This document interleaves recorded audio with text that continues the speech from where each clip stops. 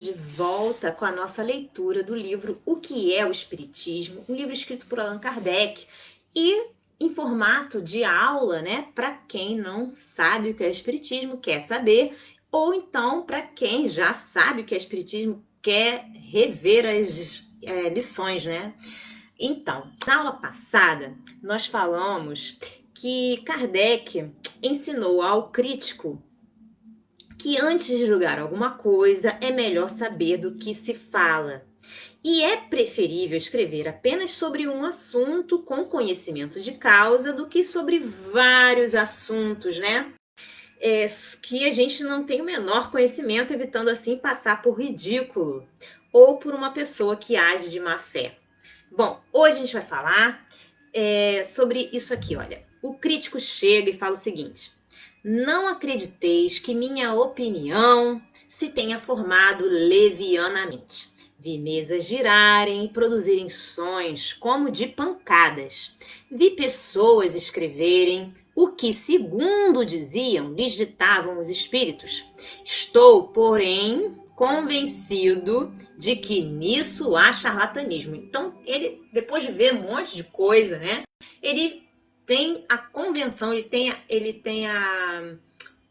está certo de que é tudo mentira, de que é tudo falcatrua. E aí Kardec responde o seguinte: quanto vos cobraram para mostrar-vos essas coisas? Quer dizer, quanto é que as pessoas das quais ele está chamando de mentirosas cobraram, né? O dinheiro financeiramente, quanto é que custou para ele para assistir tudo isso? E o crítico respondeu: nada, por certo. Então ele não pagou nada, ele viu tudo isso de graça. E aí Kardec responde: ora, aí tendes charlatães de uma espécie singular, que vão reabilitar o nome de sua classe. Até o presente, não se tinha ainda visto charlatães desinteressados. Quer dizer que normalmente, quando a gente percebe que alguém está cobrando, significa que são pessoas mentirosas. Então, onde tem dinheiro, você pode ter certeza que tem mentira. Dentro desse aspecto aí, né? E aí o Kardec responde, continua na resposta. Suponhamos que um gaiato de mau gosto tenha querido uma vez divertir-se assim. Será crível que as outras pessoas presentes pactuassem com ele? Ademais, com que fim se fariam elas cúmplices de uma mistificação? Direis que com o fim de recrear a sociedade.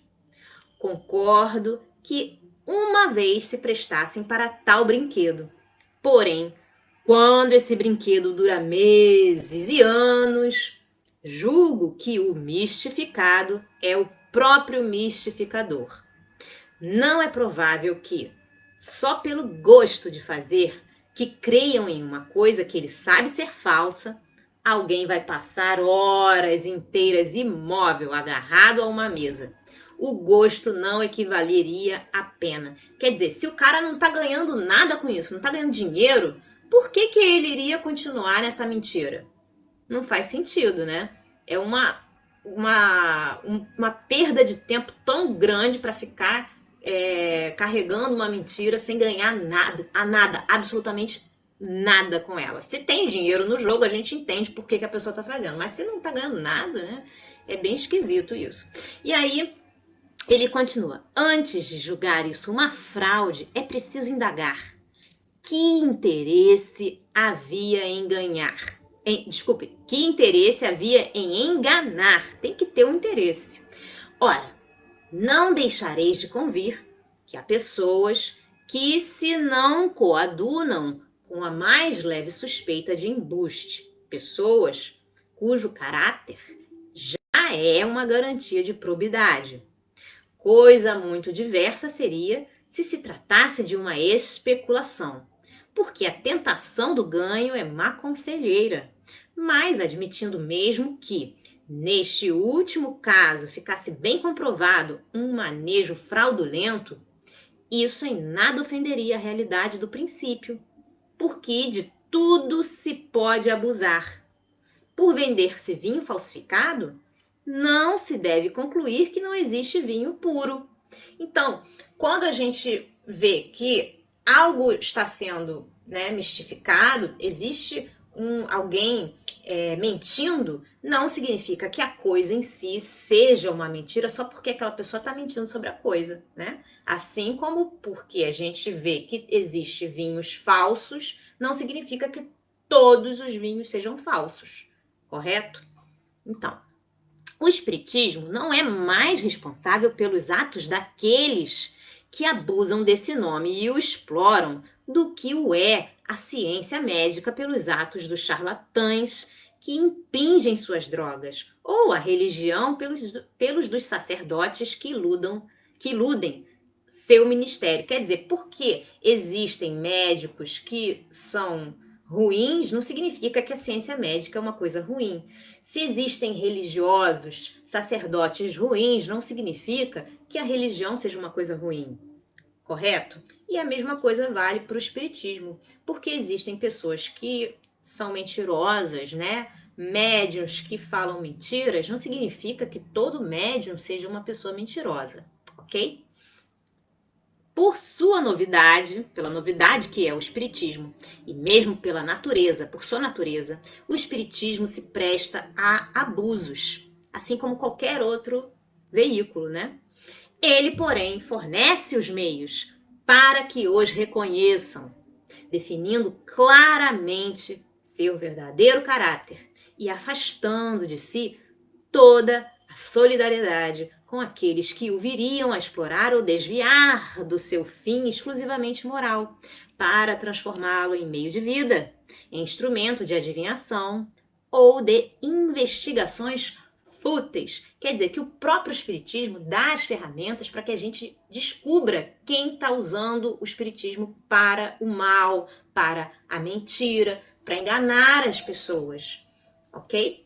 Então aí, desde que o espiritismo mesmo traça os limites em que se encerra, define o que pode ou não dizer ou fazer, o que está ou não em suas atribuições, o que aceita e o que repudia.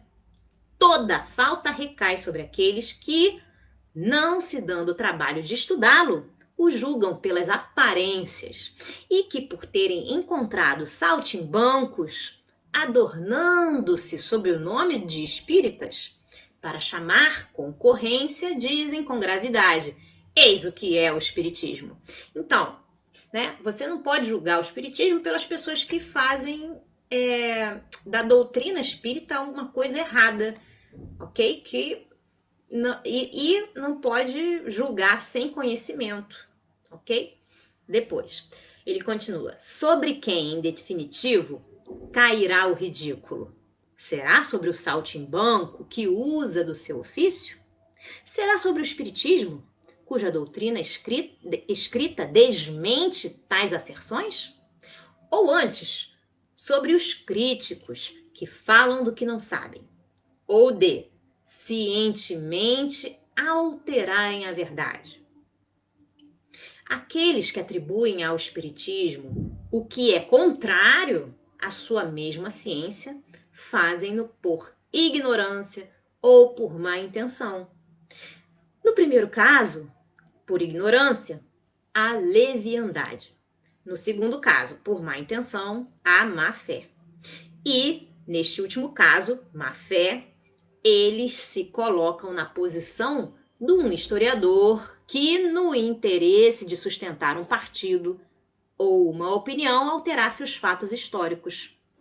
Quando usa desses meios, o partido fica desacreditado e não consegue seu fim. Quer dizer que, da mesma forma que um historiador, né, pode mexer com a história, falar coisa que não aconteceu só para ajudar o partido dele, né? Ele é um cara de um partido XY, né? Um partido aí, partido político. Então ele mexe aí com a história, inventa coisa que não existe para ajudar o partido dele.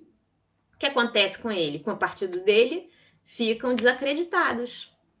É a mesma coisa de alguém que tenta falar sobre qualquer outro assunto, né?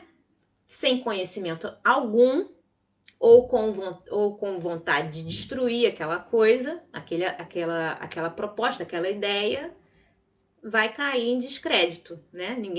Todo mundo vai perceber que a pessoa está inventando mentira e a pessoa vai ficar desacreditada. Bom, notai bem, cavalheiro, que eu não pretendo que a crítica deve necessariamente aprovar nossas ideias, mesmo depois de as haver estudado. Não nos revoltamos de forma alguma contra os que não pensam como nós.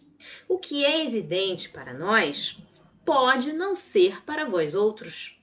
Cada qual julga as coisas debaixo de certo ponto de vista. E do fato mais positivo, nem todos tiram as mesmas consequências. Se um pintor, por exemplo, pinta em seu quadro um cavalo branco, não faltará quem diga que essa cor faz aí mau efeito, que a cor negra conviria mais. E nisto não se comete erro. Cometer-se-á, porém, se, vendo que o cavalo é branco, afirmar que é negro.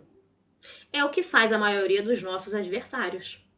Em resumo, senhor, todos têm completa liberdade de aprovar ou censurar os princípios do Espiritismo, de deduzir deles as consequências boas ou mais que lhes aprouver.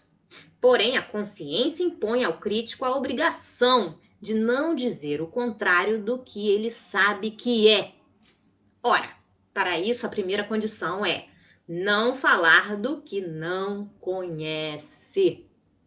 Bom, gente, então, essa foi a aula de hoje. Na próxima aula, a gente vai falar sobre o seguinte, olha, o crítico vem e diz assim: voltemos, por favor, às mesas que se movem e falam. Não será possível que elas sejam preparadas com algum artifício? Então, ele quer saber, né, se há charlatanismo dentro desse efeito, né, desse fenômeno das mesas girantes.